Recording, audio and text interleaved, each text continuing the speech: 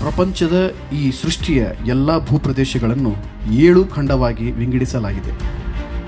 ಅದರಲ್ಲಿ ಏಷ್ಯಾ ಖಂಡವೇ ಬಹಳ ದೊಡ್ಡ ಭೂಪ್ರದೇಶವನ್ನು ಒಳಗೊಂಡಿದೆ. ವಿಶ್ವದ 7ನೆಯ ಹಾಗೂ ಏಷ್ಯಾ ಖಂಡದ 3ನೆಯ ಅತಿದೊಡ್ಡ ರಾಷ್ಟ್ರ ಅದುವೇ ನಮ್ಮ ಭಾರತ ದೇಶ.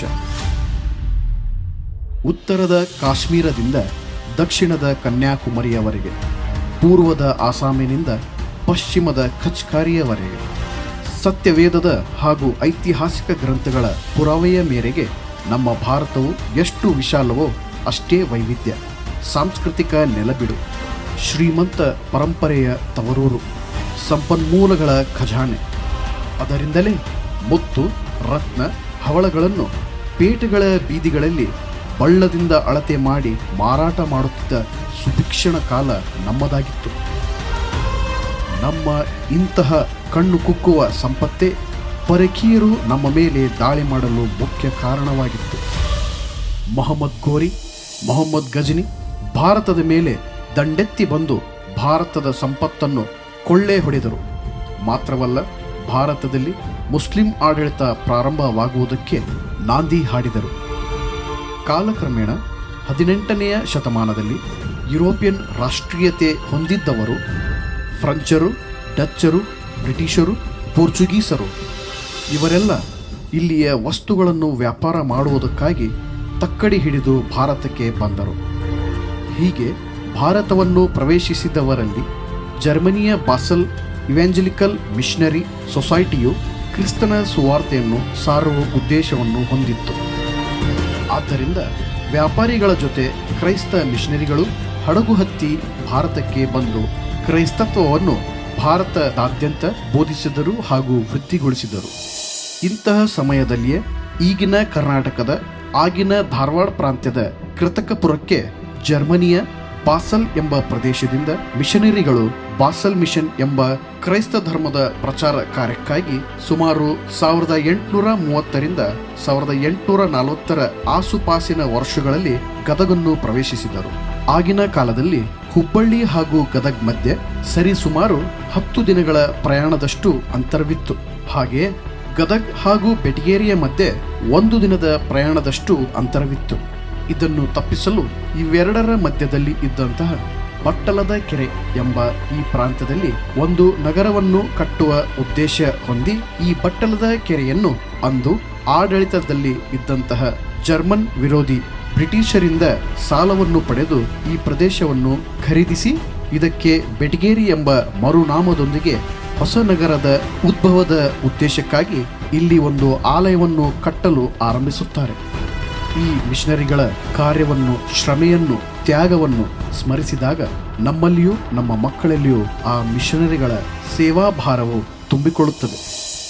ಜರ್ಮನಿಯ ರೆವರೆಂಡ್ ಲೇಯರ್ ಅವರು ಹಾಗೂ ಭಾಷಾಂತರ ಮಾಡಿದ ಜೆನ್ಕಿನ್ ಬ್ರದರ್ಸ್ ಅವರ ಆಂಗ್ಲ ಭಾಷೆಯಲ್ಲಿ ತಿಳಿಸಿದ ಮಾಹಿತಿಯ ಕೆಲವು ತುಣುಕುಗಳು ಈ ರೀತಿಯಾಗಿವೆ. ರೆವರೆಂಡ್ ಲೇಯರ್ ಅವರ ವರದಿಯಲ್ಲಿ ಹೇಳಿದ ಸಂಗತಿ ಏನೆಂದರೆ, ಲಿಂಗಾಯತ್ ಸಮುದಾಯದ ಕಪ್ಪಗೌಡ ಹಾಗೂ ಸಂಗಡಿಗರು ಒಬ್ಬ ದೇವ ಉದಯಿಸುತ್ತಾನೆ, ಮೂರ್ತಿ ಪೂಜೆಗಳನ್ನು ಅಳಸಿ ಹಾಕುತ್ತಾನೆ ಹಾಗೂ ಅವನ ವಿಷಯದಲ್ಲಿ ಹೇಳಲು ದೂರ ದೇಶದಿಂದ ಜನರು ಬರುತ್ತಾರೆ. ಅವರು ಆತನ ಪುಸ್ತಕಗಳನ್ನು ಕೊಡುತ್ತಾರೆ. ಅವರಿಗೆ ನಾವು ಕಿವಿಗೊಡಬೇಕು ಎಂದು ನಮ್ಮ ಗ್ರಂಥಗಳಲ್ಲಿ ಬರೆದಿದೆ ಎಂದು ಹೇಳಿ ಮಿಷನರಿಗಳ ಸೇವೆಯನ್ನು ಗದಗಿನಲ್ಲಿ ಪ್ರೋತ್ಸಾಹಪಡಿಸಿದರು.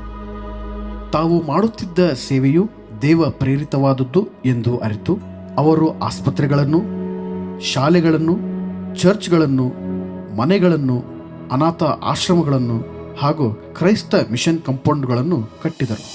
ಇಂತಹ ಕಾಲಮಾನದಲ್ಲಿ 1820ರಲ್ಲಿ ಜರ್ಮನಿಯಲ್ಲಿ ಜನಿಸಿ ವೈದ್ಯಕೀಯ ತರಬೇತಿ ಪಡೆದು ತಮ್ಮ 25ನೇ ವಯಸ್ಸಿನಲ್ಲಿ ಅಂದರೆ 1845ನೇ ಇಸವಿಯಲ್ಲಿ ಸೇವೆ ಮಾಡಲು ಭಾರತಕ್ಕೆ ಬಂದವರೇ ನಮ್ಮ ಪ್ರೀತಿಯ ರೆವರೆಂಡ್ ಗಾಟ್ಲೋಬ್ ವುರ್ತ್.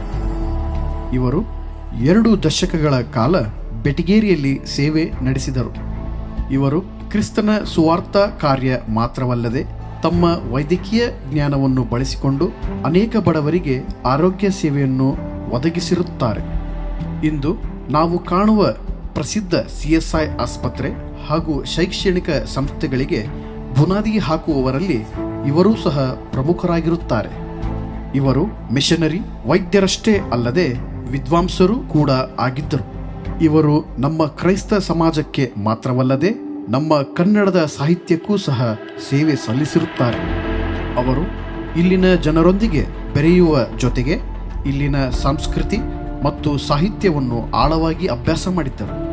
ಇವರು ಲಿಂಗಾಯತ್ ಧರ್ಮದ ತತ್ವಗಳನ್ನು ಆಳವಾಗಿ ಅಧ್ಯಯನ ಮಾಡಿದ ಮೊದಲ ಯುರೋಪಿಯನ್ ವಿದ್ವಾಂಸರಲ್ಲಿ ಇವರೂ ಸಹ ಒಬ್ಬರು. ಬಸವ ಪುರಾಣ ಮತ್ತು ಚನ್ನಬಸವ ಪುರಾಣದಂತಹ ಪ್ರಮುಖ ಗ್ರಂಥಗಳನ್ನು ಜರ್ಮನ್ ಹಾಗೂ ಇಂಗ್ಲಿಷ್ ಭಾಷೆಗೆ ಅನುವಾದಿಸಿ ಜಗತ್ತಿಗೆ ಪರಿಚಯಿಸಿದವರು. 1868ರಲ್ಲಿ ಜೆ ಗ್ಲಾರೆಟ್ ಅವರೊಂದಿಗೆ ಸೇರಿ ಪ್ರಾಕ್ ಕಾವ್ಯಮಾಲೆ ಎಂಬ ಹಳೆಗನ್ನಡ ಕಾವ್ಯಗಳ ಸಂಕಲನವನ್ನು ಹೊರತಂದರು. ಇದು ಕನ್ನಡ ಸಾಹಿತ್ಯಕ್ಕೆ ಇವರು ನೀಡಿದ ಬಹುದೊಡ್ಡ ಕೊಡುಗೆಯಾಗಿದೆ. ಇವರು ಗದಗ, ಹುಬ್ಬಳ್ಳಿ, ಧಾರವಾಡ ಪ್ರದೇಶಗಳಲ್ಲಿ ಸೇವೆ ಸಲ್ಲಿಸಿದರು. ಆ ದಿನಗಳಲ್ಲಿ ಎಲ್ಲ ಮಿಷನರಿಗಳಿಗೂ ಸಾಮಾನ್ಯವಾಗಿ ಆರೋಗ್ಯದಲ್ಲಿ ಸಮಸ್ಯೆ ಕಾಣಿಸುವ ಹಾಗೆ ರೆವರೆಂಡ್ ವುರ್ತ್ ರವರಿಗೂ ಅನಾರೋಗ್ಯದ ಸಮಸ್ಯೆ ಕಾಡಲಾರಂಭಿಸಿತ್ತು. ಇವರು 1868ರಲ್ಲಿ ಮಂಗಳೂರಿಗೆ ಹೊರಟು ಅಲ್ಲಿ ನೆಲೆಸಿದರು. ಅನಾರೋಗ್ಯದ ಸಮಸ್ಯೆ ತೀವ್ರವಾಗಿ ಅವರು ಡಿಸೆಂಬರ್ 25, 1869ರಲ್ಲಿ ಈ ಲೋಕವನ್ನು ತ್ಯಜಿಸಿ ಕರ್ತನಲ್ಲಿ ನಿದ್ರೆ ಹೋದರು. ಅವರು ಬೆಟಗೇರಿಯಲ್ಲಿ ಕಳೆದ ತಮ್ಮ ಜೀವನದ ಅಮೂಲ್ಯ ವರ್ಷಗಳು ಮತ್ತು ಅವರು ಸಲ್ಲಿಸಿದ ಸೇವೆಯ ಗೌರವಾರ್ಥವಾಗಿ ಈ ನಮ್ಮ ಸಭೆಗೆ ಅವರ ಹೆಸರು ಇಡಲಾಯಿತು. ಅದೇ ವುರ್ತ್ ಸ್ಮಾರಕ ದೇವಾಲಯ, ವುರ್ತ್ ಮೆಮೋರಿಯಲ್ ಚರ್ಚ್. ಇಂದು CSI ಕರ್ನಾಟಕ ಉತ್ತರ ಡಯಾಸಿಸ್ ಅಡಿಯಲ್ಲಿರುವ ಈ ದೇವಾಲಯವು 186 ವರ್ಷಗಳ ಬಾಸಲ್ ಮಿಷನ್ ಪರಂಪರೆಯನ್ನು ಎತ್ತಿ ಹಿಡಿಯುತ್ತದೆ. ರೆವರೆಂಡ್ ವುರ್ತ್ ಅವರು ಹಚ್ಚಿದ ಶಿಕ್ಷಣ, ಆರೋಗ್ಯ ಮತ್ತು ಸಾಹಿತ್ಯದ ದೀಪವು ಇಂದಿಗೂ ಗದಗ ಬೆಟಗೇರಿಯಲ್ಲಿ ಬೆಳಗುತ್ತಿದೆ.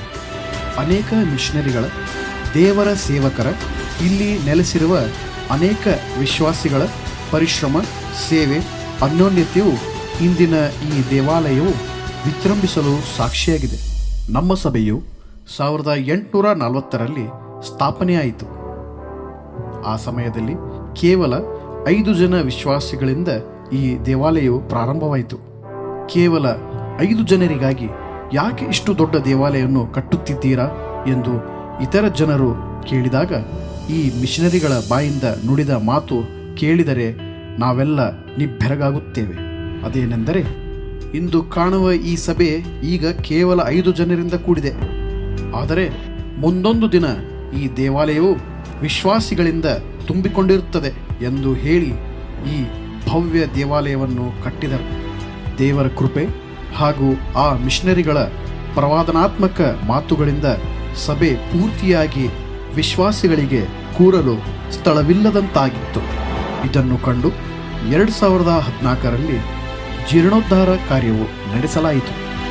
ಇದಾದ 10 ವರ್ಷಗಳ ನಂತರ ಅಂದರೆ 2024ರಲ್ಲಿ ದೇವರ ಕೃಪೆಯಿಂದ ಹಾಗೂ ಸಭೆಯವರೆಲ್ಲರ ಪ್ರಾರ್ಥನೆಯ ಫಲವಾಗಿ ನಮ್ಮ ಸಭಾಪಾಲಕರಾದಂತಹ ರೆವರೆಂಡ್ ರೆಜಿನಾಲ್ಡ್ ಪೌಲ್ ಅಯ್ಯನವರ ನೇತೃತ್ವದಲ್ಲಿ ನವ ಚೈತನ್ಯದಿಂದ ಕೂಡಿದ ಸಭಾಪಾಲನಾ ಸಮಿತಿ, ನಮ್ಮ ಸಭೆಯ ವಯಸ್ಕರ ಅಡ್ವೈಸಿಂಗ್ ಕಮಿಟಿ ಹಾಗೂ ಸಭೆಯ ಎಲ್ಲ ಜನರ ಪ್ರಾರ್ಥನಾಪೂರ್ವಕವಾದ ಆರ್ಥಿಕ ಸಹಾಯದೊಂದಿಗೆ ಈ ಭವ್ಯವಾದ, ಸುಂದರವಾದ, ಆಕರ್ಷಣೀಯ ಕಟ್ಟಡವು ನಿರ್ಮಾಣಗೊಂಡಿದೆ.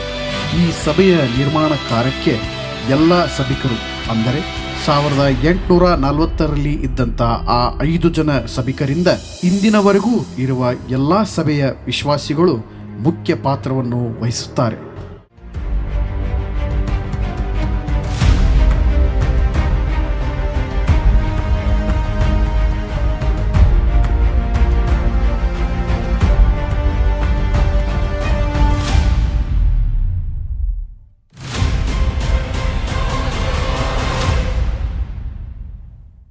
ಹಾಗೆ ಈ ನಮ್ಮ ಸಭೆಯಲ್ಲಿ ಅಂದಿನಿಂದ ಸೇವೆ ಮಾಡಿದ ಎಲ್ಲ ಮಿಷನರಿಗಳು, ಸಭಾ ಪಾಲಕರುಗಳು ಹಾಗೂ ಸಭಾ ಹಿರಿಯರಿಗೂ ಧನ್ಯವಾದಗಳನ್ನು ಸಲ್ಲಿಸುತ್ತೇವೆ. ಈ ರೀತಿ ಕಟ್ಟಲ್ಪಟ್ಟಂತಹ ಈ ವುರ್ತ್ ಸ್ಮಾರಕ ದೇವಾಲಯದಲ್ಲಿ ಅನೇಕ ವುರ್ತುಗಳು ನಮ್ಮ ಸಭೆಯಲ್ಲಿ ಹುಟ್ಟಿ ಬರಲಿ, ಅನೇಕರಿಗೆ ಆಶೀರ್ವಾದದಾಯಕರಾಗಲಿ ಎಂಬ ಆಸೆ ನಮ್ಮದಾಗಿದೆ. ಈ ಡಾಕ್ಯುಮೆಂಟರಿ ವಿಡಿಯೋ ಮೂಲಕ ನಾವು ಹೇಳಲಿಚ್ಛಿಸುವಂಥದ್ದು, ಈ ದೇವಾಲಯವು ಯಾವ ರೀತಿ ಕಟ್ಟಲ್ಪಟ್ಟಿತು ಎಂಬ ಉದ್ದೇಶ ಮಾತ್ರವಲ್ಲದೆ, ಈ ದೇವಾಲಯವು ಎಷ್ಟು ಬಲವಾದ ನಂಬಿಕೆಯ ಮೇಲೆ ಕಟ್ಟಲ್ಪಟ್ಟಿದೆ ಎಂದು ತಿಳಿಸುವುದೇ ನಮ್ಮ ಉದ್ದೇಶವಾಗಿದೆ.